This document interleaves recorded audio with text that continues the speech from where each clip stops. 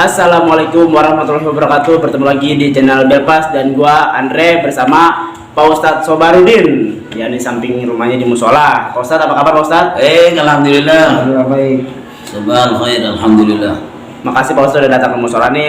Saya ngundang buat lewat WA guys. Jadi Ana mau nanya-nanya ke Pak Ustadz.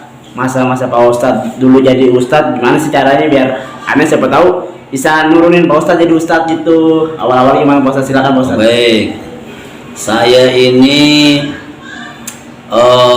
awalnya belum pingin ke Jakarta sih. Awalnya mau ke Jakarta itu minta izin sama orang tua. Kata orang tua saya, lo mau ke Jakarta? Iya Pak, Jakarta itu luas, serba bayar. Yang nggak bayar cuman kentut.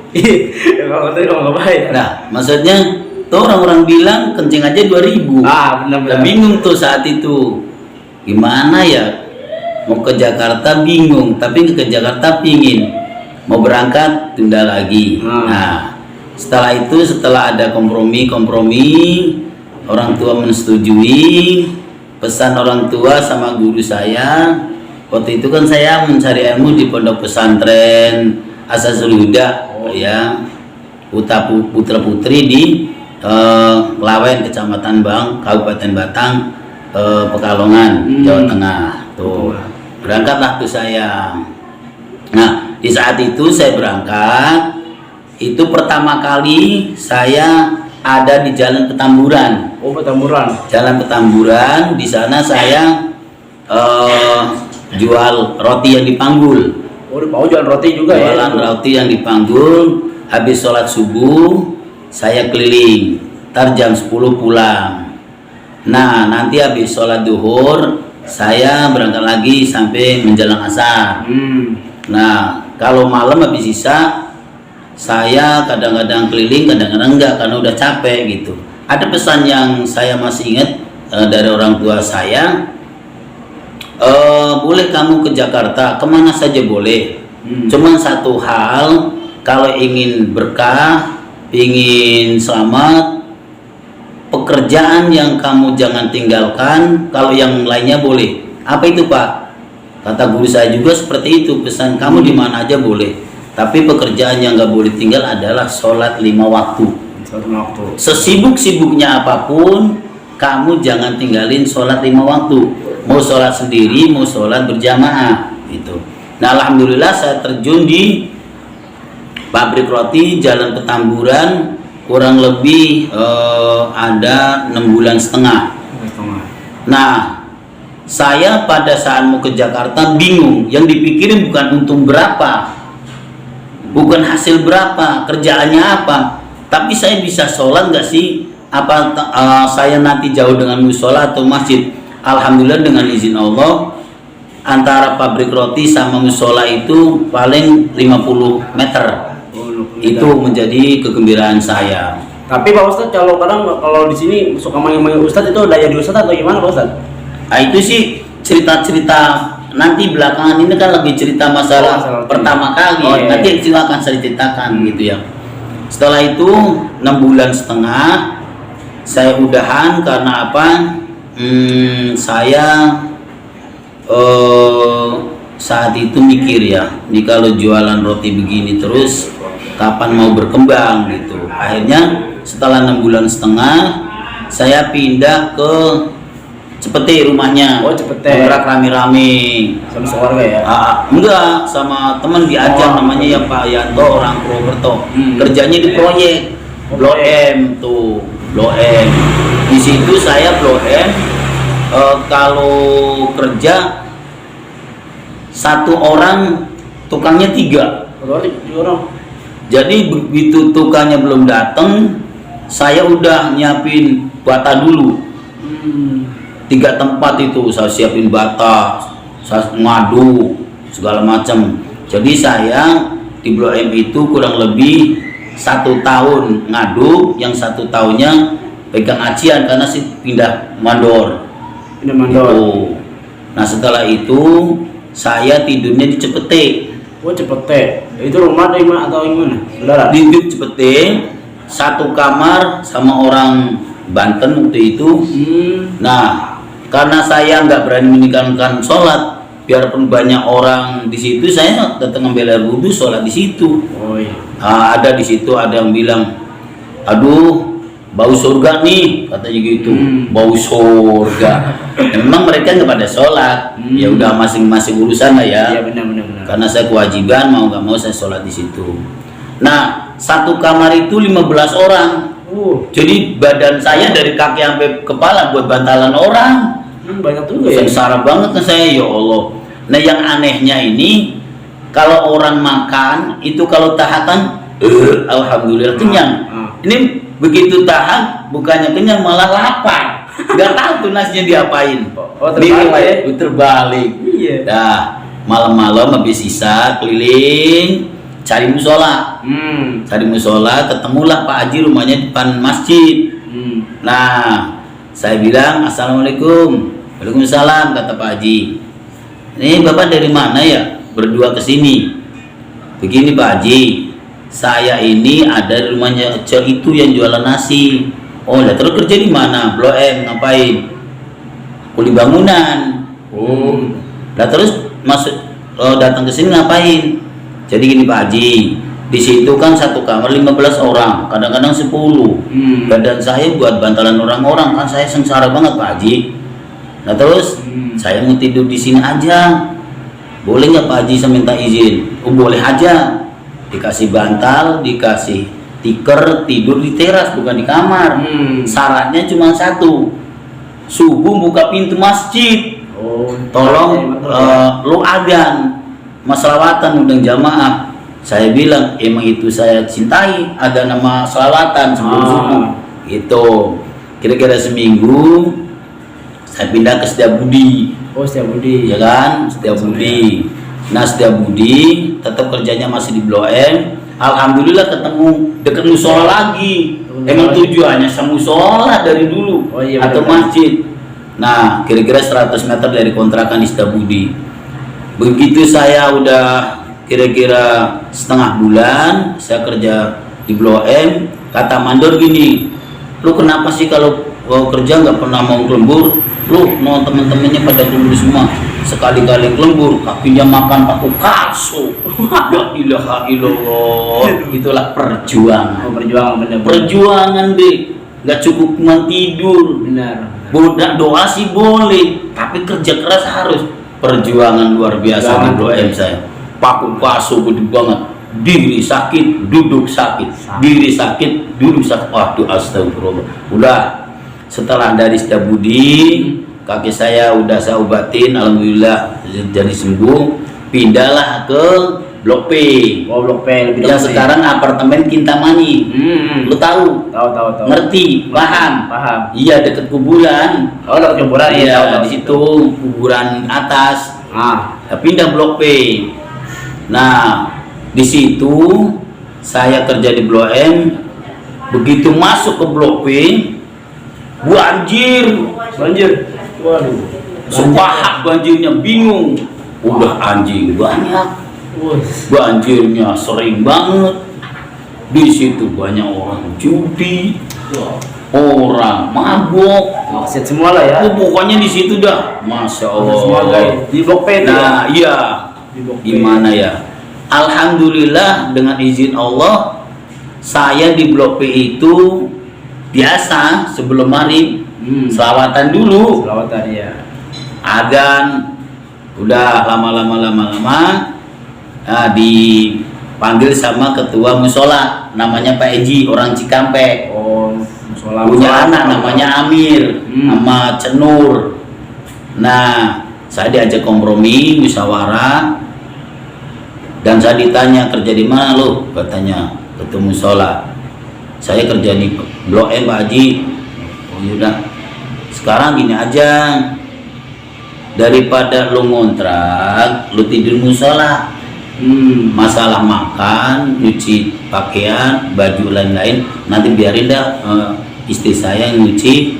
Kamu anggap aja jadi keluarga saya di sini. Jangan syarat jagain musola. Tuh saya dulu jaga musola, dikasih makan, dikasih dicuciin pakaian. Keluarga sendiri Nah, berarti ya? keluarga sendiri. Nah, selama dari saya masuk ke blok P ini, malam dong kan saya masih bujangan. Oh, masih bujangan. Malam-malam keliling, main. Masya Allah, itu namanya kupu-kupu malam. Kupu-kupu malam. Banyak orang ya. mabuk, banyak orang yang gak sholat, banyak Banyak banget. biarin dah urusan mereka ya. Benar-benar. Nah, saya ditanya sama orang, Safarudin ada di mana sekarang posisi? Di blok P, ngapain? Tuh. Nah udah, pertanyaan pertama saya nggak jawab, kedua nggak jawab, ketiga baru saya kasih tahu. Orang kalau udah masuk blok P biasanya ini ya bahasanya orang nggak beres aja. Nah, iya. Padahal di situ saya maghrib ngajarin bocah-bocah yang SD tuh. Iya. Maghrib, habis isya remaja, SMP, SMA, tapi bukan sekolahan, ngaji. Oh, ngaji. Nah, setengah 10 sampai setengah 11 ibu-ibu. Oh, ibu-ibu. Paham? Dengar. Nah, itu pengalaman saya di blok P dulu. Setelah saya ngajarin bocah-bocah, remaja, terus ibu-ibu, tuh alhamdulillah saya di situ kagak ada gaji. Jangankan 100.000 per bulan, 1.000 nggak ada. Nggak ada. Tapi makan dapat tapi kan. Makan doang, Oh, Dri. makan doang. Emang saya pingin makan doang kan, Iya, pingin bener jajan sih, juga. bener. Tapi biarin dah, anak perjuangan kan begitu ya. Nah, saya di situ girangnya apa? Masyarakat pada pro semua sama saya, karena saya nggak pernah bikin ulah. Iya. Mabuk ya enggak, judi ya enggak gitu. Semua Ya kan? tadi maksudnya. Narkoba juga enggak, saya tahu narkoba di dalam Al-Quran dilarang. Iya. Judi dilarang. Apa kata Allah dalam Al-Quran? Judi sama narkoba, minuman keras. Bismillahirrahmanirrahim. Innamal khamru wal maisiru wal ansabu wal azlam rijsum min amali syaiton fajtanibuhu la'alakum tuflihun. Jadi minuman haram, judi dan lain-lainnya sebangsanya maka dilarang oleh Allah. Kata Allah fajtanibu, dengerin. Lu jangan manggut-manggut doang, dengerin. Jangan perhatiin. Fajtanibu, tinggalin hal-hal seperti itu supaya kamu dapat keberuntungan. Begitu ya. Ini riwayat di blok B. Alhamdulillah. Saat itu saya diuji sama Allah. Lagi ngechat di Interest Hotel, di proyek juga. Kan kata mandornya saya disuruh ngecat plafon nih. Begitu saya naik Steger mau ngecat, Stegernya selamat jalan. Tinggalin tinggalin saya. Lah begitu Steger ke depan saya jatuh kelepek ke bawah. Nih tangan makan besi di lantai 1, bengkok tuh tulang, bengkok dibawa ke Haji Naim. Mulun saya dibawa mandor pakai motor. Begitu di Haji Naim diurut, namanya tulang harusnya lurusin, bengkok dilurusin. 1000 sakit. Bukan nyebut nama Allah awalnya, aduh biung gitu. Ingatnya orang tua, gitu kan. Habis itu lama-lama saya rasa ini 18 hari dihitung. Tangan makin gede, begini terus gendong. Tapi saya masih terus berjuang ngajarin anak-anak. Saya tayamum ya karena mau jadi imam gimana? Gak ada imam. Kalau ada imam yang warasan ya saya mundur karena lagi ada darurat. Itu ujian luar biasa. Nah saya tuh girangnya begini di blok P. Walaupun suasana blok P kayak begitu, enggak semuanya jelek. Contoh, butuh saya sakit 18 hari. Itu kayak pengantin baru, Dre. Pengantin baru? Iya. Pengantin baru. Aduh. Tapi yang dipukul juga dong. Bener. Pengantin baru, Dre. Kenapa? Begitu saya tidur, ibu-ibu pada ngeroyok, remaja pada mijitin, ada yang beliin kue, ada yang beliin buah-buahan. Enak. Cuman duit kagak ada. Yang Nggak ada. yang ngasih duit kagak ada, Dri. Nggak ada. Masya Allah. Tapi saya kira beginilah kalau orang nyelengin kebaikan, tapi Allah balas kebaikan juga. Emang saya nggak ngajar di situ selama 3 tahun. Emang sebentar ngajar 3 tahun. Maghrib sampai jam setengah 11 malam. Maghrib. Tapi karena saya ikutin guru saya, bila mana kita punya ilmu, amalkan kepada orang lain biar manfaat. Saya nggak tahu kalau ujungnya sekarang ini, nggak tahu sama sekali. Nah, dari Blok P pindah ke Al-Abror karena digusur. Nah, dibikinlah apartemen Kintamani. Orang pada pindah kemana tahu, ya. Pindah ke Al-Abror. Dari Al-Abror juga saya ngontrak sama ibu angkat saya, namanya Ibu Tia. Sekarang lagi di Bintaro. Nah, selama saya pindah ke Al-Abror, Kang Satria, di situ juga jadi ketua remaja Al-Abror. Oh, dulu. Saya bikin namanya Irma, Ikatan Remaja Masjid Al-Abror. Tuh, saya bikin, diundang baca Yasin sono, baca Rawi, baca sekolah keliling kemana-mana, ambil kebuncit, dapat undangan. Begitu punya kas, bikin seragam warna ungu. Remajanya antusias banget. Jadi saya ketua Al-Abdi, ketua remaja Al-Abror, dan anak-anak ngaji di situ juga banyak. Alhamdulillah, saya bikin kegiatan di Al-Abror. Namanya kalau bahasa Jawanya akhirus sana, menjelang mau Ramadan. Gitu. Menjelang Ramadan saya ngadain acara akhirus sana. Saya panggil Pak RT juga, banyak yang hadir. Kita bikin snack. Dah, selama saya Abror, saya bikin kegiatan tour ke masjid Istiqlal. Satu mobil Kopaja, dulu kan ada mobil Kopaja hijau kan? Ada. Itu tuh. Wah, rame-rame. Wah, itu saya foto di Al-Abror selesai karena ada sesuatu hal yang ya memanglah kita dalam perjuangan Islam itu enggak semanis madu ya. Enggak semanis madu. Jadi banyak rintangan, banyak goncangan, banyak hal-hal yang dirasa di hati nggak pas. Akhirnya pindah ke yang sekarang jadi Musola Baitul Matin. Dulu rumahnya ibunya Ustadz Apas tuh. Dulu rumah itu. Ibunya bukan ibunya, tapi apa sih kalau nyaknya ya? Engkongnya. Kong sama Tini. Atau kalau ke ibunya apa namanya? Nyai ya? Nyai. Di situ lama juga. Yang ngaji berapa? Hampir 70 anak-anak. 70 anak-anak. Lumayan banyak ya? Banyak. Sama ada kegiatan segala macam. Nah, terus di situ saya disanjung juga sama nyainya Ustadz Apas tuh. Kalau pagi-pagi disiapin teh manis, makanan. Tapi alhamdulillah beliau ini pada saat masih wawancara sama saya di rumahnya, dia bilang gini, ya alhamdulillah Sabarudin, lo mau ngajarin anak-anak di sini, laki gue udah meninggal, lo tiap sore dikirimin Fatihah sama anak-anak tuh. Nah, ngajar di situ, saya bikin kartu bulanan buat anak-anak. Sebulan berapa, Andre? Anak-anak 1.000. Sebulan 1.000. Ringan. Coba, itu kan peristiwa yang nyata, yang jelas. Saya ngomong begini nggak ngada-ngadain ini. Maaf aja, 1.000.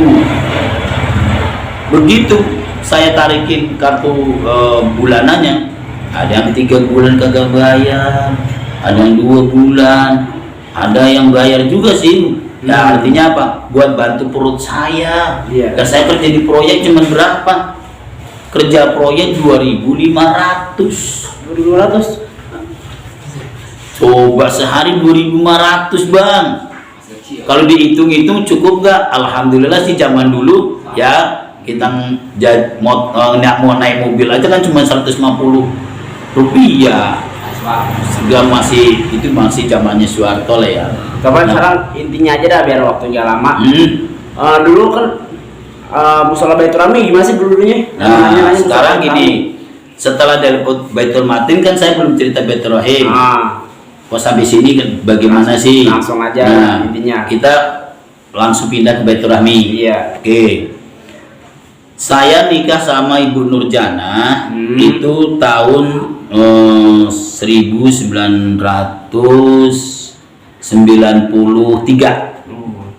Nah, saya mulai kenal orang RT sini, tapi karena dengar-dengar di bawah itu ada aula, kedengaran suara adzan juga, saya itu di bawah di Baitur Rahmi berjuang juga. Kenapa?